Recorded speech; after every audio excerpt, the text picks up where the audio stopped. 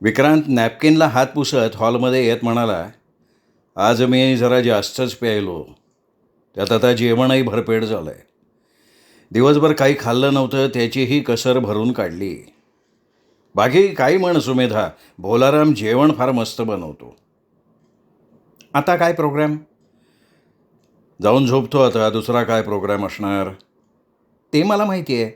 मग काय प्रोग्राम म्हणून काय विचारलंस? नाही, मी म्हणत होते रात्र बरीच झाली आहे, इथेच झोपलात तर नाही चालणार? सुमेधा त्याची नजर टाळत म्हणाली. इथे? विक्रांतने आश्चर्याने तिच्याकडे बघितलं. म्हणजे या हॉलमध्ये? नाही, बेडरूममध्ये. आणि तू तू कुठे झोपणार? विक्रांतने तिच्या चेहऱ्यावर नजर रोखत विचारलं. मीही बेडरूममध्ये झोपेन. दुसरं कुठे झोपणार? पण तिथे तर एकच बेड आहे. मग काय झालं, तुम्ही बेडवर झोपा, मी खाली झोपते. छे छे, मग मीही बेडवर झोपते. यावेळी मात्र सुमेधानं त्याच्या नजरेला नजर दिली होती. माझ्या शेजारी? हो, काय हरकत आहे. पूर्वी आपण एकाच बेडवर झोपत होतो ना? त्यावेळची गोष्ट वेगळी होती. त्यावेळी मी तुमची पत्नी होते आणि आता परकी स्त्री आहे, असं तर नाही ना म्हणायचं तुम्हाला? विक्रांत एकदम गप्प झाला. माझी भीती नाही ना वाटत तुम्हाला? यावेळी सुमेधाने थेट त्याच्या डोळ्यात पाहत विचारलं. भीती तुला वाटायला हवी. विक्रांत हलक्या आवाजात म्हणाला. हो ना, मग तुम्ही कशाला एवढा विचार करताय? सुमेधानं त्याला निरुत्तर करत म्हटलं. विक्रांतनं एक सिगरेट काढून शिलगावली. कसला विचार करताय? तो गप्प बसलेला बघून सुमेधाने विचारलं. मी इथेच झोपावं असं खरोखर तुला मनापासनं वाटतंय? म्हणजे काय? मी तुमची चेष्टा करते असं वाटलंय का तुम्हाला? ठीक आहे, मी माझा स्लीपिंग सूट घेऊन येतो. स्लीपिंग सूट आणायला जाणार असाल तर मग घरात परत कशाला येत आहे? हां, म्हणजे? एवढ्या रात्री थंडीत बाहेर जायला नको म्हणून तुम्हाला मी इथे झोपा म्हटलं आहे, तर तुम्ही स्लीपिंग सूट आणायला निघाला? मग मी काय ह्याच कपड्यांवर झोपू? मी कुठं म्हणते ह्याच कपड्यांवर झोपा? मग आपल्या लग्नानंतर तुम्ही कधी कधी माझी साडी लुंगीसारखी नेसत होतात, आठवते? आजही तसंच करा, चालेल ना?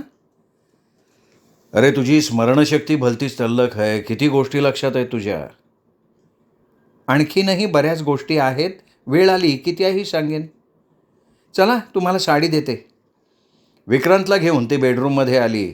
वॉर्डरोबमधनं एक सुती साडी काढून देत त्याला म्हणाली, तुम्ही कपडे बदला, मी बाथरूमला जाऊन येते. सुमेधा गेल्यावर विक्रांतनी कपडे बदलले. तिने दिलेली साडी लुंगीसारखी कमरेला गुंडाळली आणि तो बेडवर आडवा झाला. बेडवर अंथरलेल्या बेडशीटलाही त्याच सेंटचा सुगंध येत होता. नकळत त्याच्या चित्तवृत्ती उत्तेजित झाल्या. सुमेधानं आपल्याला जाणीवपूर्वक तर थांबवून घेतलं नसेल ना? तिच्या मनात नेमकं काय असेल? आपली परीक्षा घेण्याचा तर तिचा उद्देश नसावा ना? तसं आजही ती आपल्याला पतीच मानते, म्हणून तर आपण दिलेलं मंगळसूत्र ती अजूनही गळ्यात वागवतीये. त्याच अधिकाऱ्यानं आपल्या हातून तसं काही घडलं तर ती ते मान्य करेल का? तिचा काही गैरसमज होईल? म्हणजे आपण केवळ तेवढ्यासाठीच. विक्रांत सिगरेटचा कश घेत एकटक छताकडे बघत मनाशी विचार करत होता. 10-1 मिनिटांनंतर सुमेधा आत आली. तिने बेडरूमचं दार बंद केलं. त्या आवाजाने विक्रांत विचारांच्या तंद्रीतून भानावर आला. त्यांनी मान वळवून बघितलं आणि क्षणभर तो पाहतच राहिला. सुमेधाच्या अंगावर आता साडीऐवजी गाऊन होता. त्यातून तिचं शरीर सौष्ठव अगदी स्पष्टपणे नजरेत भरत होतं. विक्रांतच्या डोळ्यांसमोर 10 वर्षांपूर्वीची सुमेधा उभी राहिली. आज 10 वर्षांनंतरही ती तेवढीच सुंदर, तेवढीच भरीव वाटत होती. कोणालाही मोह पडावा अशी. विक्रांत मनातून कमालीचा अस्वस्थ झाला. सुमेधानं मोठा दिवा बंद करून छोटा दिवा लावला. बेडरूममध्ये हलका निळा प्रकाश पसरला. सुमेधा डौलदार चालीनं बेडजवळ आली आणि अलगद त्याच्या शेजारी आडवी झाली. विक्रांत कपाळावर हात ठेवून छताकडे पाहत होता. सुमेधाही तशीच पडून छत निहाळत होती. तिने लावलेला सेंटचा सुगंध आता त्याच्या अगदी नाकात घुसत होता. विक्रांत गेल्या दीड वर्षांपासून अगदी विरक्तीचं जीवन जगत आला होता. स्त्रीपासून त्यांनी स्वतःला कटाक्षानं दूर ठेवलं होतं, कारण त्यातला फोलपणा त्याला समजला होता. पैशानं सुख खरेदी करता येतं, समाधान नाही, ही जाणीव त्याला झाली होती. तसंही या वयात आता आपल्याला तसल्या सुखाची गरज नाही असं तो समजत होता, निदान आजपर्यंत तरी. पण आता त्याच्या शेजारी त्याची भूतपूर्व पत्नी झोपली होती. तिच्या शरीराचं सानिध्य त्याला जाणवत होतं, अगदी तीव्रतेनं जाणवत होतं. आणि त्या जाणीवेने तो विलक्षण अस्वस्थ झाला होता. मनात केवळ सुमेधाचेच विचार घोळत होते. 10 वर्षांपूर्वी तिच्या सहवासात घालवलेला क्षण त्याला आठवत होता आणि त्या आठवणींनी तो आणखीन उद्दीपित होत होता. सुमेधाची अवस्थाही आपल्यासारखीच झाली असावी का? तिच्याही मनात त्या आठवणी जाग्या झाल्या असाव्यात का? आपण केवळ दीड वर्षातच त्या सुखापासून वंचित झालोत, पण सुमेधा, ती तर गेली 10 वर्षांपासून व्रतस्थ जीवन जगतीये. मग आज आपल्या निकटच्या सानिध्यानं तिच्याही मनात. हा विचार मनात येताच विक्रांतने कूस बदलून आपलं तोंड तिच्या बाजूला वळवलं. त्याचवेळी सुमेधानंही आपला चेहरा त्याच्या दिशेने वळवला होता. त्या हलक्या निळ्या प्रकाशात दोघांच्या नजरा एकमेकांच्या नजरेला भिडल्या. एक शब्दही न बोलता दोघांनाही एकमेकांच्या भावना समजल्या आणि काही कळायच्या आतच दोघांचे हात एकमेकांच्या शरीराभोवती लपेटले गेले. एक तुफान उठलं आणि मग शांत झालं. काही वेळानंतर दोघेही एकमेकांपासून बाजूला झाले. दोघांचेही चेहरे क्लांत झाले होते, पण त्यावर तृप्तीचं, समाधानाचे भाव होते. सुमेधा, तूही आता झोप. उद्या आपल्याला सिमल्याला जायचंय, दिशाला भेटायचंय, विक्रांत काहीशा जडावलेल्या स्वरात म्हणाला. सुमेधा फक्त हुंकारली. काही मिनिटातच विक्रांत गाढ झोपी गेला. सुमेधा मात्र एकटक नजरेनं त्याच्याकडे पाहत होती. 10 वर्ष, किती मोठा कालावधी होता हा. जवळजवळ एक तप, एक प्रकारची तपश्चर्याच. या तपश्चर्येचं फळ तिला मिळालं होतं. विक्रांत खऱ्या अर्थानं तिच्या आयुष्यात परत आला होता. त्याला पुन्हा आपल्याकडे खेचण्यात ती यशस्वी झाली होती. आता कुठलीही शक्ती त्याला तिच्यापासून दूर करू शकत नव्हती. हा विजय केवळ तिचा होता, केवळ तिचा. सुमेधा आपल्या गळ्यातल्या मंगळसूत्राशी खेळत विक्रांतकडे बघत होती आणि मग त्याच अवस्थेत केव्हा तरी तिला झोप लागली. सकाळी सुमेधाला जाग आली तेव्हाही विक्रांत गाढ झोपला होता. त्याचा एक हात तिच्या शरीरावर होता. सुमेधा जाग येऊनही काही वेळ तशीच पडून राहिली, रात्रीची एक एक घटना आठवत. रात्री जे काही घडलं ते केवळ स्वप्न नव्हतं, तर सत्य होतं याची जाणीव होताच ती काहीशी उत्तेजित झाली. मान वळवून तिने विक्रांतकडे बघितलं. किती शांत झोपला होता तो. त्याच्या चेहऱ्यावर अजूनही तेच तृप्तीचे, समाधानाचे भाव होते. कदाचित खूप दिवसांनंतर नव्हे, वर्षांनंतर असं मानसिक समाधान त्याला मिळालेलं असावं. सुमेधा काही क्षण तशीच त्याच्याकडे पाहत राहिली. मग आपल्या अंगावरचा त्याचा हात तिने अलगद बाजूला केला. त्याला जाग येणार नाही याची काळजी घेत ती बेडवरून खाली उतरली. बेड खाली पडलेला आपला गाऊन उचलून तिने तो अंगावर चढवला. ड्रेसिंग टेबलावरच्या आरशात बघत तिने केस सारखे केले आणि मग ती बेडरूममधनं बाहेर पडली. चहा तयार आहे भोलाराम. हां मेम साहेब. मग मला चहा दे. सुमेधा हॉलमध्ये येऊन बसली. 5 मिनिटातच भोलाराम चहाचा ट्रे घेऊन बाहेर आला. ट्रेमधला एक कप उचलून तिच्या हातात देत त्याने विचारलं, साहेबांना चहा कधी द्यायचा? ते अजून झोपलेत. उठल्यावर त्यांना चहा कॉफी काय हवंय ते विचार आणि त्याप्रमाणे दे. मान डोलावत भोलाराम बाथरूमच्या दिशेनं गेला. चहा संपवून सुमेधा बाथरूममध्ये गेली.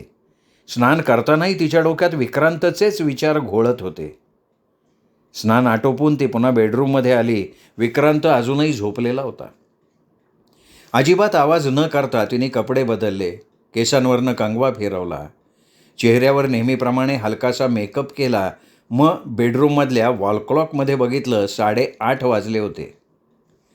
तिच्याकडे अजून अर्धा तास होता. 9 वाजता ड्युटीवर जाण्यासाठी तिला बाहेर पडायचं होतं. तयार होऊन ती किचनमध्ये आली. नाश्ता तयार आहे भोलाराम? हां, मग दे. डायनिंग टेबलवर बसत ती म्हणाली. 15 मिनिटात नाश्ता संपवून ती किचनमधनं बाहेर आली. जाण्यापूर्वी विक्रांत उठलाय का हे बघण्यासाठी ती बेडरूममध्ये आली. विक्रांत नुकताच जागा होत होता. Good morning. मॉर्निंग. झाली झोप? हां, तू ऑफिसला निघालीस? हो. तुम्ही काय घेणार, चहा का कॉफी? तसं भोलारामला सांगायला. काहीच नको. रात्री मी किती प्यायलो होतो? फार नाही, फक्त 5 पेग. काय सांगतेस? या वयात 5 पेग? मी तर कधी 2-2.5 पेगच्या वर पित नाही. हां, म्हणूनच मला काही आठवत नाही आहे. काहीच आठवत नाही आहे? सुमेधानं काहीच शब्दावर जोर देत विचारलं. एवढंच आठवतं आहे की मी दिल्लीहून आलो होतो आणि तू वाट पाहत बाहेर पॅसेजमध्ये बसली होतीस. पुढे काय झालं? मग तुम्ही विस्की प्यायला जेवलात आणि इथेच झोपलात. सुमेधा त्याच्याकडे टक लावून पाहत म्हणाली. बस एवढंच? यावेळी विक्रांतनंही तिच्या चेहऱ्यावर आपली नजर रोखली होती. त्याला काय म्हणायचं आहे ते सुमेधाच्या लक्षात आलं. याचा अर्थ त्याला सगळं आठवत होतं, फक्त आपल्या तोंडून. तुम्हाला काही आवश्यकता तर नाही ना? आहे ना. कशाची? तुझी. ह्यावेळी? पण यावेळी तर मी ड्युटीवर चालली आहे. आज आपल्याला सिमल्याला जायचं आहे ना? हो. आज शनिवार असल्यामुळे माझी 1 वाजता सुट्टी होईल.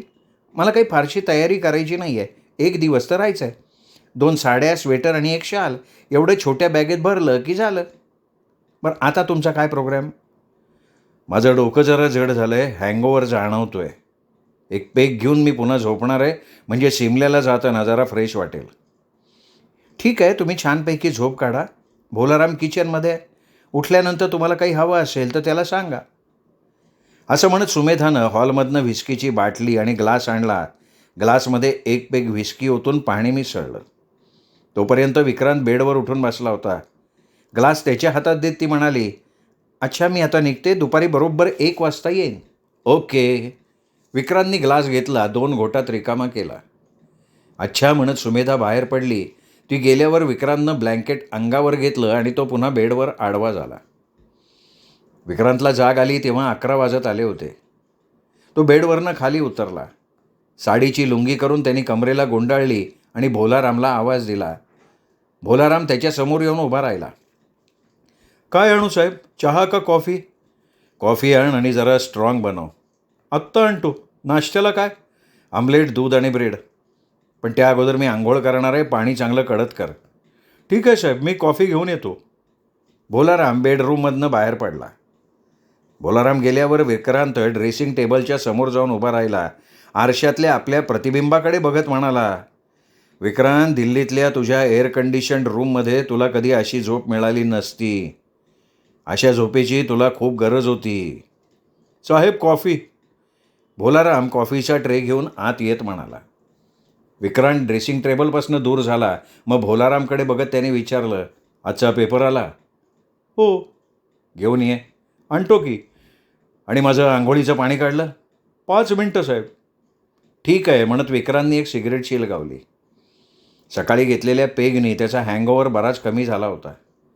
भोलारामनं आणून दिलेला पेपर चाळता चाळता त्यांनी कॉफी संपवली. मग तो बाथरूममध्ये गेला. बाथरूममध्ये सुमेधानं त्याच्यासाठी नवा टॉवेल, नवीन टूथब्रश आणून ठेवला होता. विक्रांतला मनोमन तिचं कौतुक वाटलं. लग्नानंतर सुमेधा त्याची अशीच काळजी घेत होती. त्याला हवी असणारी प्रत्येक बारीक सारीक वस्तू वेळच्या वेळी आणि जागच्या जागी ठेवण्यात तिच्या हातून कधीही चूक झाली नव्हती. ह्या बाबतीत सुमेधा एक आदर्श स्त्री होती, पण ती जिद्दी आणि हट्टी पत्नी होती. जर तिच्यात हे 2 दोष नसते तर आज 10 वर्षांनंतर ते असे ह्या ठिकाणी भेटले नसते. पण आज 10 वर्षांनंतर तिला भेटल्यावर असं वाटत होतं जणू आयुष्यात ते पहिल्यांदाच भेटतायत. काल रात्रीच्या घटनेनंतर तर त्याला अगदी तीव्रतेनं जाणीव झाली होती की सुमेधाची त्याला आत्यंतिक गरज होती. वयाच्या ज्या वळणावर तो पोचला होता त्या वळणावर सुमेधाच त्याला साथ देऊ शकत होती. आज तो 45 वर्षांचा होता. आणखीन 5 वर्षांनी 50शीचा होणार होता. एकदा 50शी उलटली की माणसाच्या आयुष्याचा कसलाही भरवसा देता येत नाही. त्याच्या बाबतीत ही शक्यता जास्तच होती. स्वतःकडे दुर्लक्ष करत तो ज्या पद्धतीनं दिवसरात्र काम करत होता ते काम एखाद्या वाळवीसारखं त्याला हळूहळू पोखरत चाललं होतं. आज तो केवळ मानसिकदृष्ट्या थकला होता, पण आणखीन 5 वर्षांनी तो शारीरिकदृष्ट्याही थकून जाणार होता आणि त्यावेळी त्याला सुमेधाची गरज भासणार होती. 50शी नंतर पत्नीची गरज केवळ शारीरिक सुखापुरती मर्यादित राहत नाही, तर ती त्याची मानसिक गरज बनते. ती एका नर्सचं कर्तव्य करत असते. ती एका मित्राचं रूप धारण करते. ती एका जोडीदाराची जागा घेते आणि प्रत्येक पावलावर त्याला सांभाळण्याचं काम करत असते. गरम पाण्याच्या स्पर्शाने आणि मोकळ्या होत चाललेल्या विचारांनी त्याला एकदम ताजं टवटवीत केलेलं होतं. शरीर आणि मन दोन्हीही हलकं हलकं झालं होतं. स्नान आटोपून कमरेला टॉवेल गुंडाळून तो बेडरूममध्ये आला.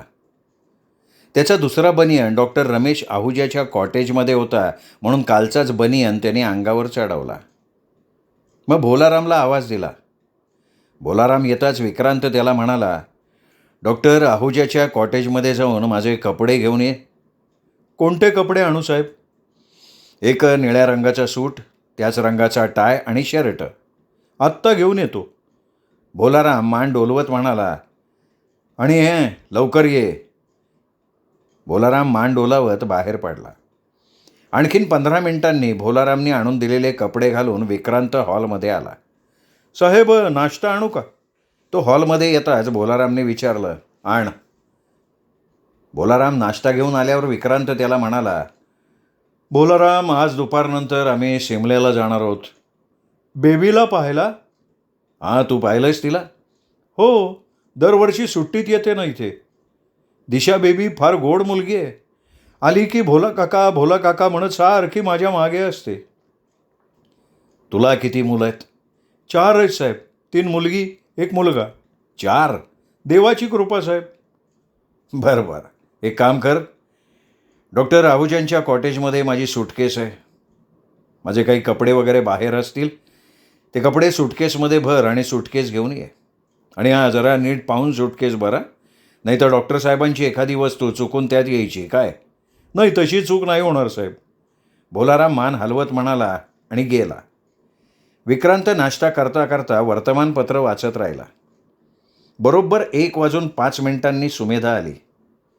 विक्रांतला सूट वगैरे घालून एकदम तयार होऊन बसलेला पाहून हसली. आता कशी आहे तब्येत? एकदम फर्स्ट क्लास. सकाळी तू दिलेल्या डोसनं तब्येत एकदम नॉर्मलवर आली. झोप झाली? भरपूर. एकदम 11 वाजता उठलो आहे. निर्मलनं कार पाठवून दिली आहे. नेहमीच्याच ठिकाणी पार्क केली आहे.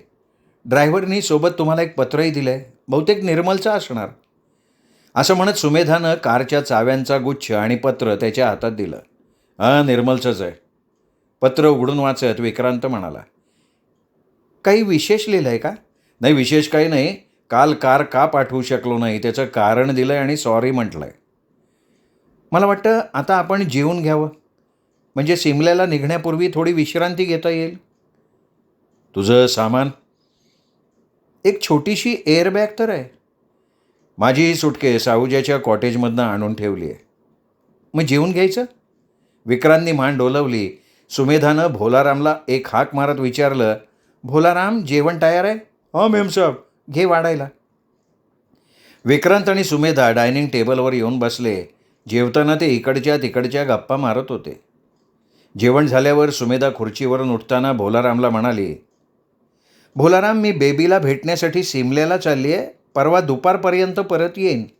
तोपर्यंत तुलाही घरी जाऊन यायचं असेल तर जाऊन ये, पण सोमवारी दुपारपर्यंत मात्र नक्की ये. ठीक आहे मेमसाहेब. आणि तुझं इथलं आवरून झालं की साहेबांची सुटकेस आणि माझी बॅग कारमध्ये नेऊन ठेव. कार आली का? हां, नेहमीच्या जागी उभी करून ठेवली आहे. साहेबांची कार माहिती आहे ना तुला? हो माहिती आहे ना, लाल रंगाची.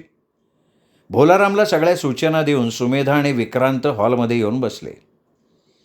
भोलाराम त्याचं सामान कारमध्ये ठेवून आल्यावर विक्रांतने आपल्या पर्समधनं 100च्या 2 नोटा काढल्या, भोलारामच्या हातावर ठेवल्या. तू घरी जाणार असेल तर जाताना मुलांना काहीतरी घेऊन जा.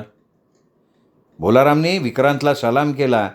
आणखीन तासाभराने सुमेधा आणि विक्रांत कारमध्ये बसले होते. सिमल्याच्या दिशेने त्यांचा प्रवास सुरू झाला होता. विक्रांत सिगरेटचे कश घेता घेता ड्राईव्ह करत होता. सुमेधा त्याच्या शेजारच्या सीटवर बसली होती. दुपारची वेळ असल्यानं रस्त्यावर फारशी वर्दळ नव्हती, तरीही विक्रांतनी कारचा वेग फारसा वाढवला नव्हता. नॉर्मल स्पीडने तो कार चालवत होता. सुमेधा खिडकीतून बाहेर बघता बघता मधूनच मान वळवून विक्रांतकडे बघत होती. रात्रीच्या घटनेनंतर त्यांना निवांतपणा असा फारसा मिळालाच नव्हता.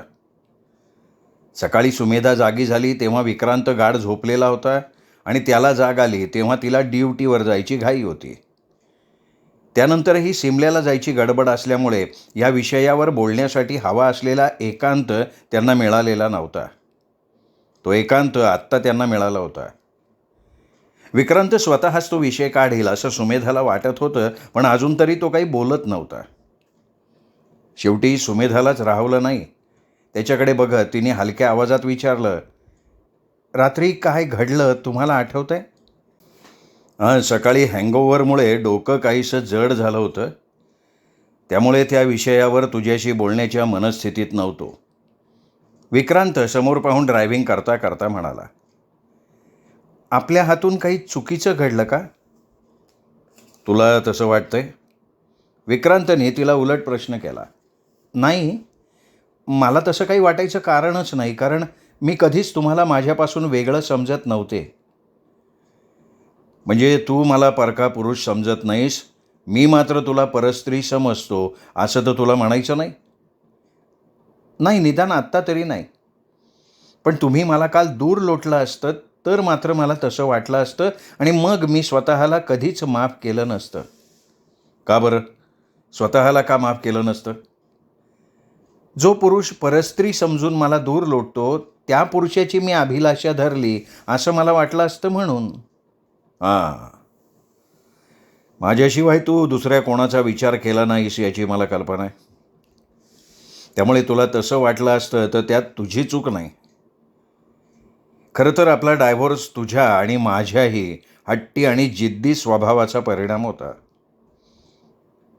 आपण खरं तर म्हणजे मीच एकदम टोकाचं पाऊल उचललं होतं, हे आज मान्य करतो मी.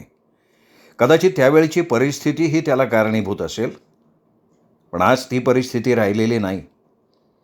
या 10 वर्षात तुझ्याप्रमाणे मीही खूप काही शिकलो आहे. अर्थात त्याची जाणीव मला इथे आल्यावर, तुला भेटल्यावर झाली, हे मात्र मी कबूल करतो. सुमेधा ऐकत होती. मध्ये एकही शब्द न बोलता ती ऐकत होती. काहीशा विस्मयानं ती ऐकत होती.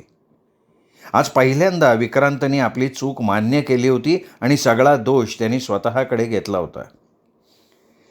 खरं सांगायचं सुमेधा तर आयुष्याच्या ज्या वळणावर आपण दोघे येऊन पोचलो आहे, त्या वळणावर मला तुझी आणि तुला माझी आत्यंतिक गरज आहे, याची जाणीव झाली मला. शारीरिक सुख आपल्या जागी आहे, पण त्याहीपेक्षा आपल्याला आता गरज आहे ती एकमेकांच्या आधाराची, एकमेकांना सांभाळून समजून घेण्याची. तुम्हाला खरंच असं वाटतंय? का बरं? तू कधी या दृष्टिकोनातून विचारच केला नाहीस? केला ना, म्हणून तर आजपर्यंत हे मंगळसूत्र मी गळ्यातनं काढलं नाही. त्याबद्दल मी खरोखर तुझा आभारी आहे. सुमेधा त्यावर काही न बोलता गप्प राहिली, पण मनातून मात्र ती म्हणत होती की नाही विक्रांत, तुमच्या आभारासाठी मी हे मंगळसूत्र घातलेलं नाही, तर तो माझा हक्क होता, अधिकार होता. ते सिमल्याला पोचले तेव्हा 5:30 वाजले होते. सुमेधा त्याला रस्ता दाखवत होती आणि विक्रांत त्याप्रमाणे कार चालवत होता. मग कुठल्या हॉटेलमध्ये उतरायचं आपण? मला ग्रँडशिवाय दुसऱ्या कुठल्याच हॉटेलची माहिती नाही आहे आणि ग्रँडची माहितीसुद्धा ऐकीव आहे. तुम्ही काय ते ठरवा. चे मी सिमल्याला पहिल्यांदाच येतोय, मला इथली काहीच माहिती नाही. तेव्हा तू म्हणशील त्या हॉटेलात उतरू. मग मला वाटतं ग्रँडमध्येच उतरावं. ऐकीव का होईना त्या हॉटेलची आपल्याला माहिती आहे, तिथली सर्व्हिसही चांगली आहे असं म्हणतात. शिवाय आपल्याला कुठे जास्त दिवस राहायचं आहे, 2 रात्रींताचा प्रश्न. ठीक आहे, ग्रँडवर जाऊ. सुमेधानं दाखवलेल्या रस्त्यानं ते ग्रँड हॉटेलवर आले. ग्रँडच्या पार्किंग प्लेसला त्यांनी कार उभी केली. पार्किंग प्लेसलाच उभ्या असलेल्या हॉटेलच्या एका कर्मचाऱ्यानं त्यांचं तोंड भरून स्वागत केलं. त्यांचं सामान उचलून रिसेप्शन काउंटरजवळ आणून ठेवलं. विक्रांत मनोमन खुश झाला. सुमेधा म्हणाली होती त्याप्रमाणे खरोखरच ग्रँडची सर्व्हिस चांगली होती. ग्रँडमध्ये त्यांना एक चांगला वेल फर्निश्ड सूट मिळाला. एक ड्रॉइंग रूम आणि डबल बेडरूम असलेला. शिवाय रूममध्ये फोन, टीव्हीचीही सुविधा होती. सूट पसंत पडल्यावर काउंटरवर क्लार्कनं विक्रांतसमोर रजिस्टर आणि पेन ठेवलं. Mister and Missus Vikrant. विक्रांतनी रजिस्टरमध्ये नाव लिहिलं. वाचून सुमेधा मनोमन खुश झाली. आज 10 वर्षांनंतर स्वतः विक्रांतने तिला पुन्हा आपल्या पत्नीचा दर्जा दिलेला होता. रूमबॉयनी त्यांचं सामान त्यांच्या सूटमध्ये आणून ठेवलं. कसं वाटलं हॉटेल? विशेषतः सूट आवडला? छान आहे आणि सर्व्हिसही उत्तम वाटते. मलाही आवडली आहे. आत्ता वाजले किती? 6 वाजत आलेत. म्हणजे आता कुठे संध्याकाळ होती आहे. फ्रेश होऊन आपण थोडं बाहेर फिरून यायचं? चालेल की. तुला इथली माहिती आहे. कुठे जायचं? आपण माल रोडवर जाऊ. यावेळी तिथे फारशी गर्दी नसते. या क्षणी तू बॉस आहेस, तू म्हणशील तसं. फ्रेश होऊन काही वेळात दोघे हॉटेलमधनं बाहेर पडले. माल रोडवरची दुकानं रंगीबेरंगी दिव्यांच्या रोषणाईनं झगमगत होती. विविध प्रकारच्या वस्तूंनी सगळी दुकानं सजली होती. चालता चालता अचानक विक्रांत सुमेधाला म्हणाला, दिशासाठी मला काहीतरी घ्यायचं आहे. काय घेऊ? उद्या तिलाच काय हवं ते विचारू. पण उद्या रविवार आहे, दुकानं बंद नसतील ना? मलाही काही कल्पना नाही हो. आपण एखाद्या दुकानदाराला विचारू. अर्धा तास ते माल रोडवरनं फिरत होते. दुकानांच्या शोकेसमध्ये लावलेल्या विविध वस्तू निहाळत होते. पण दिशासाठी काय घ्यावं ते विक्रांतला समजत नव्हतं. सुमेधा, तूच मला मदत कर. दिशाला कशाची आवश्यकता आहे ते तुला माहिती आहे. अहो, मी तरी काय सांगणार? कपडे घ्यायचे म्हटलं ना तर युनिफॉर्मशिवाय मुलींना दुसरं काही घालण्याची परवानगी नाही आहे. तिला जे हवं ते खरेदी करून देऊ तिला आणि मग कसोलीला परत जाऊ. ठीक आहे, मला सांग आता काय प्रोग्राम? तुम्हाला बारमध्ये बसून प्यायची इच्छा आहे ना? हो. मग इथून जवळ एक बार आहे डेबिका, तिथे जाऊ. पण ग्रँडमध्ये सुद्धा बार आहे असं म्हणालीस ना तू? हां, पण तिथे म्युझिक असतं, तुम्हाला ते आवडत नाही. डेबिका तुम्हाला हवं तसं आहे, शांत निवांत. तुला कसं काय माहिती? डॉक्टर कृष्णन म्हणत होते. ते सिमल्याला आले ना की ग्रँडमध्ये उतरतात आणि डेबिकामध्ये प्यायला जातात. अरे वा, या वयातही तुझी स्मरणशक्ती चांगली तल्लख आहे की. या वयातही म्हणजे? तुम्ही काय मला म्हातारी वगैरे समजायला लागलात का काय? छे, काल रात्रीचा अनुभव एवढा ताजा असताना मी तसं कसं समजीन? सुमेधा एकदम लाजली. 25शीतल्या तरुणीप्रमाणे तिचा चेहरा लाजेनं लाल झाला. लटक्या रागानं त्याच्याकडे बघत तिने डोळे वटारले. विक्रांतला तिचा तो आविर्भाव विलक्षण मोहक वाटला होता. चालत चालत ते डेबिकामध्ये आले. छोटा जिना चढून वर गेले. रस्त्याच्या बाजूला असलेल्या एका काचेच्या खिडकीजवळच्या टेबलावर बसले. कमाल आहे. ह्या डेबिकाला पाहून मला दिल्लीतल्या डेबिकाची आठवण आली. दिल्लीतही डेबिका आहे? हां, कॅनॉट प्लेस भागात. अशीच सजावट, असाच कलर, अशाच वेताच्या खुर्च्या, वातावरणही असंच. विक्रांत बोलत असताना वेटर आला. आदबीनं टेबलाजवळ उभा राहत म्हणाला, येस सर. स्कॉचमध्ये काय? Johnnie Walker Black and White Horse. Johnnie Walker चालेल, पण बॉटल इथे माझ्यासमोर आणून उघडायची. Yes sir. असं का? अगं, हे सगळे बारवाले डुप्लिकेट माल मिक्स करतात म्हणून त्याला बॉटल माझ्यासमोर घेऊन यायला सांगितली. पण हा बार स्टँडर्ड दिसतोय. इथे तसं काही करत नसतील. हां, तसं असेल तर उत्तम, पण आपण काळजी घ्यायला काय हरकत आहे. तुम्ही ना कधी कुणावर विश्वास ठेवत नाही. प्रश्न विश्वासाचा नाही आहे सुमेधा. मला पैशाची किंमत कळते. आपण मोजलेल्या पैशाचा योग्य तो मोबदला मिळावा याबाबत मी आग्रही असतो, एवढंच. ते जाऊ दे, तू काय घेणार? नाही, काही नाही. असं कसं? मला कंपनी म्हणून तुला काहीतरी घ्यावंच लागेल. सफरचंदाचा ज्यूस? चालेल. वेटर जॉनी वॉकरची बाटली, ग्लास, सोडा घेऊन आला. ट्रे टेबलावर ठेवून त्यांनी बाटलीचं सील उघडलं. बरोबर एक पेग मोजून त्याने ग्लासात ओतला. मग सोड्याची बाटली उघडायला लागला. तसं विक्रांत त्याला थांबवत म्हणाला, अरे सोडा नाही, पाणी. वेटर काचेच्या जगमध्ये पाणी घेऊन आला. विक्रांतला हवं तेवढं पाणी ग्लासमध्ये मिसळल्यावर ग्लास त्याच्यापुढे सरकवत म्हणाला, आणखी काय सर? एक सफरचंद ज्यूस आणि बरोबर काही स्नॅक्स. सुमेधा, तू काही खाणार आहेस का? तुला हवं ते मागव. इथली स्पेशालिटी काय आहे मला माहीत नाही. सुमेधानं चीज बॉलची ऑर्डर दिली. पहिला पेक संपवायला विक्रांतला फारसा वेळ लागला नाही. वेटर सफरचंदाचा ज्यूस आणि चीज बॉल घेऊन आला. विक्रांतचा रिकामा ग्लास बघून त्यांनी आणखीन एक पेक ग्लासात ओतला. पाणी मिसळून ग्लास त्याच्या पुढे केला आणि तो बाजूला जाऊन उभा राहिला. विक्रांत दुसऱ्या पेगमधला एक घोट घेत म्हणाला, सुमेधा, तू उगाचच आणलंस मला इथे. त्यापेक्षा हॉटेलच्या खोलीत बसून प्यायलो असतो. तू पेक बनवला असता, आपल्याला मोकळेपणानं गप्पा मारता आल्या असत्या. पेक काय, तो मी इथेही बनवू शकते. नाही नाही, ते काम वेटरचं आहे. आपण इथे फार वेळ बसायलाच नको. आणखीन एखादा पेक झाला की आपण हॉटेलवर जाऊ. ठीक आहे, सुमेधा म्हणाली आणि मग क्षणभर थांबून तिने अचानक आठवण झाल्यासारखं करत विचारलं, तुम्ही हॉटेलच्या रजिस्टरमध्ये नाव काय लिहिलं होतं? Mister and Missus Vikrant. Thanks. कशाबद्दल? मिसेस विक्रांत बनवल्याबद्दल. आता यात थँक्स म्हणण्यासारखं काय आहे? तू मिसेस विक्रांत नाही आहेस का? होते आणि आता पुन्हा झाले. एक विचारू? आणि आपला डायव्होर्स, त्याचं काय? त्याचं काय गं, तो कागदाचा तुकडा आहे. हवं तेव्हा मी तो फाडून फेकून देऊ शकतो. याचा अर्थ या वयात मी पुन्हा एकदा नववधू बनू शकते. तुला बनायचं आहे? नाही, मला पत्नी बनायचं होतं आणि ती मी झाली आहे. आणि आता तर हॉटेलचं रजिस्टरसुद्धा त्याच्यासाठी पुरावा आहे. पुराव्याची आवश्यकताच काय आहे? माझे शब्द त्यासाठी पुरेसे नाही आहेत. विक्रांतने दुसरा पेगही संपवला. वेटर त्यांच्यापासून काही अंतरावर उभा राहून त्यांच्या टेबलकडे नजर ठेवत होता. विक्रांतने बोटानं खूण करून त्याला जवळ बोलवलं. बाररूममध्ये फारशी गर्दी नव्हती. सगळा हॉल जवळजवळ रिकामा होता. 2-3च टेबलं भरली होती. वेटरनी विक्रांतच्या ग्लासमध्ये आणखीन एक पेग ओतला. तो पुन्हा आपल्या जागेवर जाऊन उभा राहताच विक्रांतनी सुमेधाला विचारलं, दिशाची शाळा आपल्या हॉटेलपासून किती लांब आहे? फार लांब नाही, आपण पायी जाऊ शकतो. किती वाजता निघायचं आहे? 10 वाजता निघू, नाश्ता झाल्यावर. दिशा मला ओळखेल का नाही याबद्दल मला शंका आहे. हां, तशी लगेच नाही ओळखणार म्हणा. विक्रांत दुखावला जाणार नाही याची काळजी घेत सुमेधा म्हणाली. आणि त्यात तिचीही काही चूक नाही ना. आपण वेगळे झालो त्यावेळी ती केवळ 7 वर्षांची होती. त्यानंतर तिने तुम्हाला पाहिलंच नाही. मी तिला भेटण्यासाठी फार उत्सुक आहे. मी समजू शकते. विक्रांतने एक घोट घेतला. मग सिगरेटचा कश घेत म्हणाला, आपल्याला आणखीन एक मुलगा असता तर किती बरं झालं असतं नाही? तसं आता मुलगा आणि मुलगी याच्यात काही फारसा फरक नाही म्हणा. मुलीही आता मुलासारख्या आईवडिलांचा आधार बनू शकतात. आपला डायव्होर्स झाला नसता तर कदाचित तुमची मुलाची इच्छा पूर्ण होऊ शकली असती.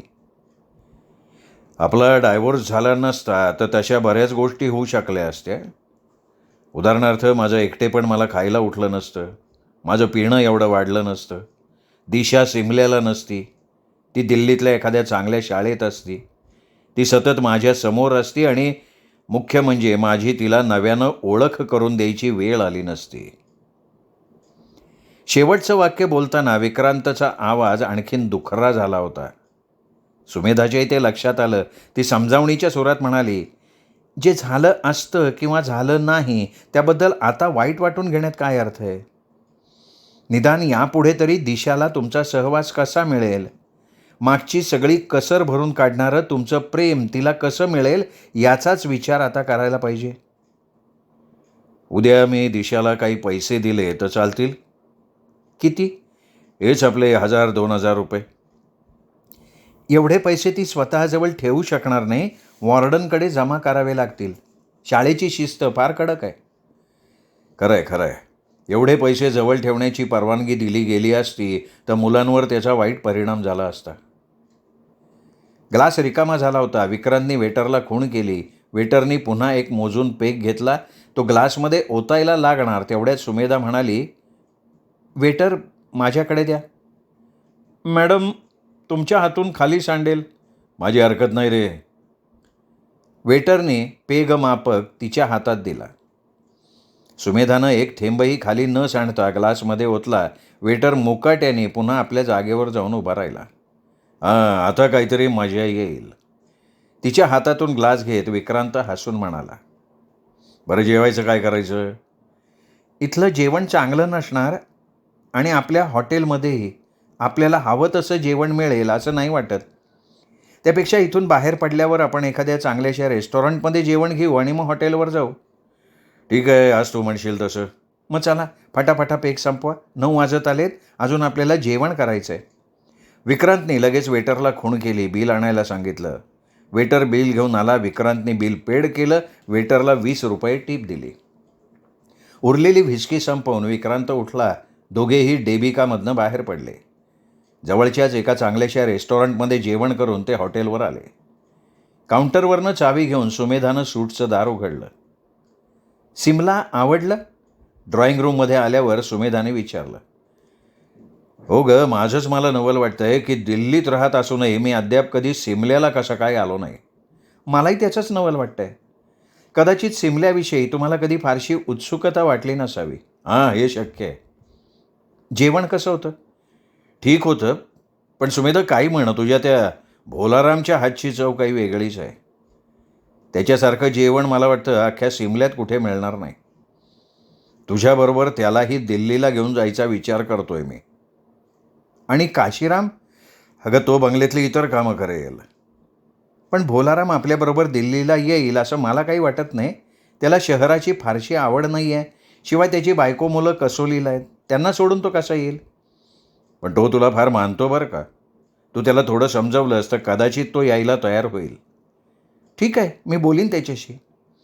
तू परवा माझ्याबरोबर दिल्लीला येणारच ना? नाही, परवा लगेच येणं नाही शक्य होणार. राजीनामा द्यायच्या आधी 1 महिन्याची नोटीस द्यायला लागेल. तेही खरंच आहे म्हणा. तिची अडचण समजून घेत विक्रांत म्हणाला. मग बराच वेळ ते आपल्या भावी आयुष्याबद्दल बोलत राहिले. विक्रांतची पत्नी म्हणून आपण पुन्हा दिल्लीला जाणार आहोत या विचारानं सुमेधा मनातनं सुखावली होती. तर वळणावरच्या ह्या वयात सुमेधा पुन्हा आपल्या आयुष्यात आली आहे म्हणून विक्रांत मनोमन खुश झालेला होता. श्रोते हो, हा होता आजचा भाग सुरेश वैद्य लिखित वळणावरचं वय या कादंबरीचा शेवटचा भाग. उद्या तुम्ही ऐकणार आहात दीपक रेगे कथाकथन चॅनलवर. नमस्कार श्रोते हो.